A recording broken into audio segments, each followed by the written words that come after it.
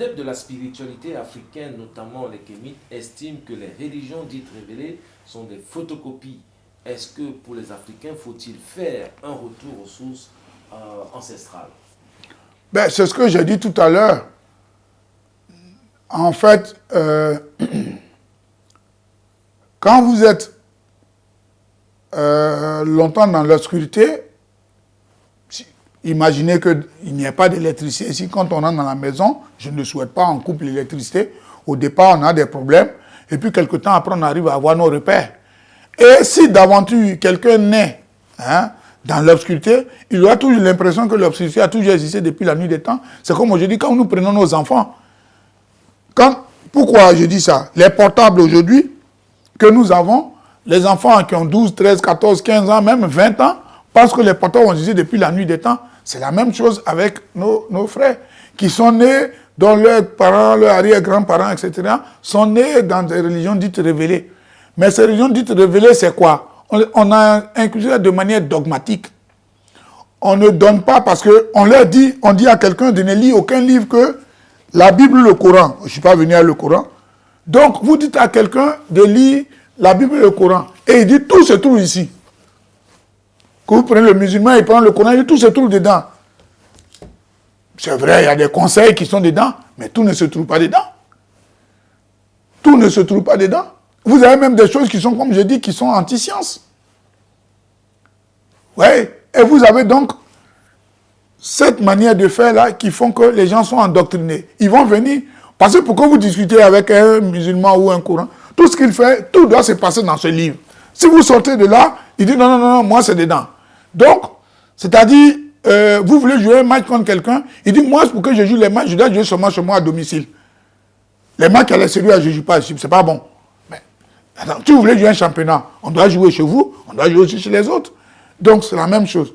Nous, notre objectif, comme on dit, nous sommes dans une vision de conseil, d'expliquer aux gens selon ce que nous avons compris.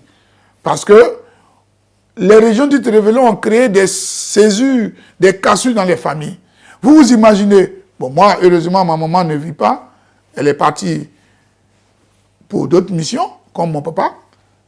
Mais vous vous imaginez, mon père et ma mère qui m'ont mis au monde, je vais aller voir un pasteur ou bien un imam ou je ne sais pas quoi, il va dire que le blocage que j'aurais eu d'après lui est dû au fait que mon papa ou ma maman m'empêche. Et moi, je viens désigner mon père et ma mère comme étant des sorciers.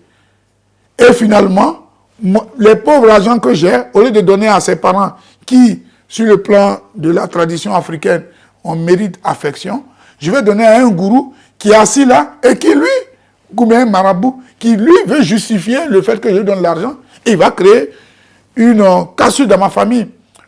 Je vais donc créer du chagrin à mon papa ou à ma maman, et cela parce que je les considère comme des sorciers. Mais si mon papa et ma maman sont des sorciers, pourquoi dès le départ, ils ne m'ont même pas bouffé, comme on a supposé que c'est vrai? Pourquoi? Pourquoi attendre après?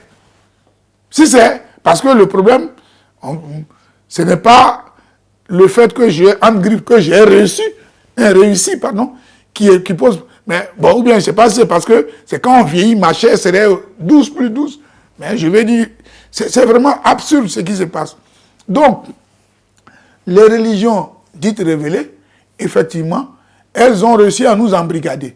Quand vous êtes dedans, votre propre frère, prenons le cas des musulmans, vous avez des musulmans parce que leur fille ou leur fils refuse de prier ou bien se marie à quelqu'un d'autre, il est banni. C'est quoi cette histoire? Pourquoi mon fils et ma fille, ou bien mon fils ou ma fille qui décide d'aimer quelqu'un, je dois le bannir parce que la religion dans laquelle je suis, mes enfants doivent y être. Et on prétend que oui, l'objectif de cette religion, c'est de faire, de les protéger. Non, à partir du moment où il y a la maturité, la personne assume ce qu'il doit faire. Pourquoi est-ce que je dois le tirer jusqu'à la fin? Même chose avec les religions, avec le christianisme. Le christianisme, c'est la même chose. Un chrétien refuse, par exemple, de marier un musulman parce qu'il y a incompatibilité. Parce que lui, son Jésus, c'est là. L'autre aussi dit, moi, c'est Mahomet. Vous voyez? Or, dans la spiritualité africaine, il n'y a pas ça.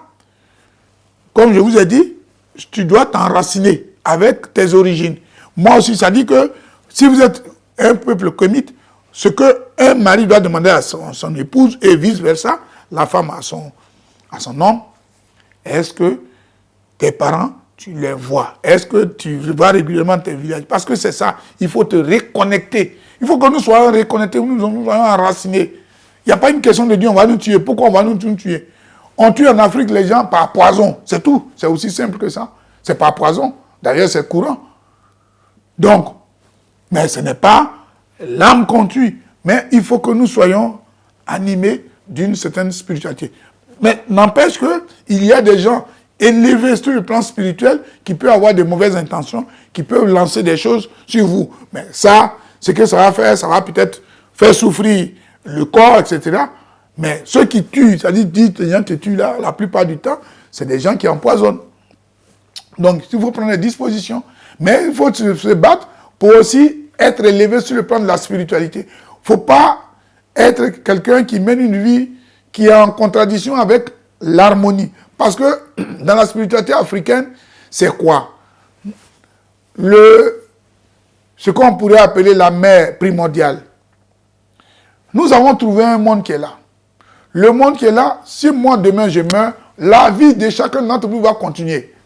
N'est-ce pas? Ça ne va rien changer.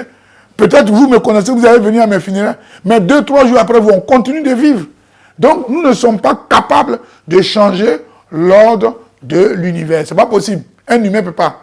Peut-être entre nous, on va peut-être changer peut-être l'ordre de quelques humains, mais ça ne change fondamentalement pas grand-chose. Donc, nous sommes là, c'est comme dans une maison. Quand vous rentrez dans une maison, quelqu'un a organisé sa maison, il faut faire attention pour ne pas créer le désordre. Sinon, c'est ne pas respecter ça. C'est d'ailleurs pour ça que vous verrez que, contrairement aux idées qui sont reçues, parce que c'est aussi le lieu de dire aux gens, quand vous voyez, par exemple, prenons les musulmans ou les chrétiens, notamment les musulmans, qui font ce qu'on appelle le génocide du mouton. Là, tout le monde est d'accord que chacun doit avoir un mouton.